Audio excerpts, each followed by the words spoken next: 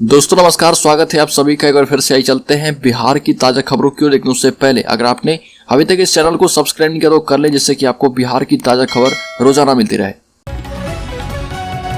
अगली खबर, मुजफ्फरपुर में जातीय जनगणना में पूछे जाएंगे 26 तरह के सवाल, गणना ऐप में होंगे अपलोड। मुजफ्फरपुर में 7 जनवरी से जाति आधारित जनगणना शुरू होगी, जो कि 31 जनवरी तक चलेगी। पहले चरण में मकान की गिनती और संक्षिप्त मकान की सूची का निर्माण किया जाएगा। जनगणना की तैयारी को लेकर 11 एजेंडा तय किया गया है। डीएम सह प्रधान गणना अधिकारी प्रणब कुमार ने इस संबंध में पत्र जारी कर दिया है। इस जनगणना के लिए लोगों से जो डाटा लिया जाएगा उसे गणना ऐप पर अपलोड किया जाएगा। हल्कर बिहार सरकार का बड़ा फैसला, शराब तस्करों की तरह होम्योपैथिक डॉक्टरों पर रखी जाएगी नजर। इसी महीने छपरा में हुई जहरीली शराब कांड से लगातार उठ रहे सवालों के बीच बिहार सरकार ने बड़ा फैसला किया है। दरअसल छपरा जहरीली शराब कांड में 78 लोगों की मौत हो गई थी। जांच में यह बात सामने आई कि होम्योपैथिक दवा का दुरुपयोग करके शराब बनाई जा रही थी। इस खुलासे के बाद बिहार सरकार ने अब एक नया आदेश जारी कर दिया है और नए आदेश के मुताबिक अब राज्य के सभी होम्योपैथिक डॉक्टरों पर निगरानी रखी जाएगी। अगली खबर, जीतन राम मांझी के घर पर हुई लिट्टी पार्टी, शराबबंदी पर बोले जीतन राम मांझी। बिहार के पूर्व मुख्यमंत्री जीतन राम मांझी ने पुराने साल की विदाई के उपलक्ष्य में अपने घर पर लिट्टी पार्टी का आयोजन किया। इस भोज में मुख्यमंत्री नीतीश कुमार भी शामिल हुए। मांझी ने कहा कि शराबबंदी अच्छी चीज है, मगर इसे राज्य में जिस तरह लागू किया गया है उससे परेशानी है। पूर्ण शराबबंदी की वजह से जहरीली शराब बन रही है। अलीगढ़ बीएसएससी पेपर लीक मामले में बाढ़ से एक गिरफ्तार, प्रश्न पत्र एवं उत्तर पुस्तिका भी बरामद किया गया। बीएसएससी के द्वारा आयोजित तृतीय स्नातक स्तर की परीक्षा में पुलिस ने एक और आरोपित को बाढ़ से गिरफ्तार किया। खगड़िया जिले के चित्रगुप्त थाना क्षेत्र की पुलिस ने बाढ़ पुलिस के सहयोग से भटगांव में छापेमारी की और यहाँ से विवेकानंद को घर से गिरफ्तार किया।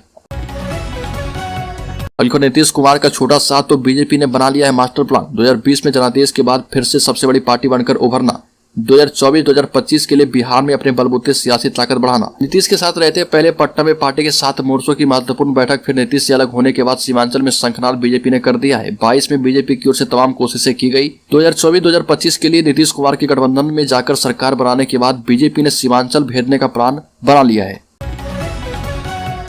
अलीगढ़ बिहार बीजेपी को लगा तगड़ा झटका, राजीव रंजन ने उपाध्यक्ष पद से दिया इस्तीफा। पार्टी बोली 6 वर्ष के लिए किए गए सस्पेंड। बिहार में बीजेपी को साल के आखिरी दिनों में तगड़ा झटका लगा है। दरअसल बिहार बीजेपी प्रदेश उपाध्यक्ष राजीव रंजन ने अपने पद से इस्तीफा दे दिया। राजीव रंजन ने बिहार बीजेपी प्रदेशाध्यक्ष संजय जायसवाल को पत्र लिखकर अपने इस इस्तीफे के बारे में बताया। राजीव रंजन ने संजय जायसवाल को लिखे पत्र में कहा कि बड़े खेदपूर्वक कहना पड़ रहा कि बिहार बीजेपी आज पीएम मोदी की नीतियों एवं आदर्शों से पूरी तरह से भटक चुकी है।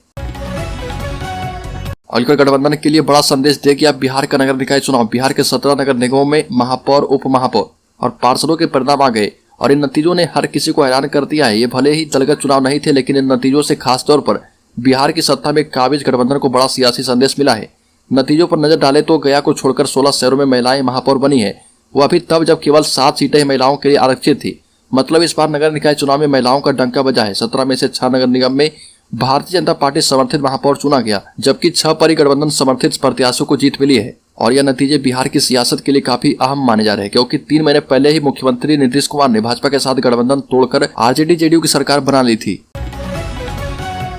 अगले साल 2023 में तेजस्वी यादव सीएम बन जाएंगे। बिहार की राजनीति में नया साल 2023 काफी कुछ बदलाव लाने वाला है। कयास लगाए जा रहे हैं कि नए साल में बिहार के नए सीएम के तौर पर तेजस्वी यादव के नाम पर पूरी तरह से मुहर लग जाएगी। हालांकि मुख्यमंत्री नीतीश कुमार इस बात पर लगातार सस्पेंस पर आए हुए हैं। तेजस्वी को आगे बढ़ाना है, बस इसी बात पर जोर दे रहे।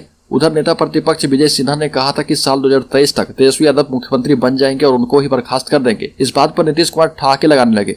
मुस्कुराते हुए कहा कि ये तो खुशी की बात है, इससे अच्छा क्या होगा, अगर ऐसा है तो खुशी मनाएं। अलीगढ़ जमुई में पूर्वा एक्सप्रेस से 2 पिस्टल के साथ एक गिरफ्तार, जान छुड़ाने के लिए पुलिस को दिखाया फर्जी कागजात। हावड़ा नई दिल्ली पूर्वा एक्सप्रेस से सफर कर रहे एक युवक को झाझा रेल पुलिस ने 2 पिस्टल कारतूस के साथ गिरफ्तार किया। गिरफ्तार युवक रोहतास जिला अंतर्गत काराकट गोरारी थाना क्षेत्र के गोरखा परासी गांव निवासी मनीष पाठक है। पुलिस ने उसके पास से एक 6 राउंड पिस्टल, एक कट्टा, 2 मैगजीन, 12 जिंदा कारतूस के अलावा एक खाली खोखा भी बरामद किया। इसके अलावा आर्म्स का फर्जी कागजात, वोटर ID कार्ड, एक मोबाइल भी बरामद किया गया। अलीगढ़ जीतन राम मांझी ने फिर से दिया विवादित बयान, कहा कि गुजरात की तरह बिहार में भी मिले शराब। बिहार के पूर्व मुख्यमंत्री जीतन राम मांझी हमेशा सुर्खियों में बने रहते हैं। राज्य में शराबबंदी कानून को लेकर कई सवाल खड़े हो रहे हैं। ऐसे में जीतन राम मांझी ने एक बार फिर से विवादित बयान दिया और कहा कि अगर कानून आया है तो ठीक से इसका पालन हो, लेकिन इसमें गड़बड़ियां हो रही है।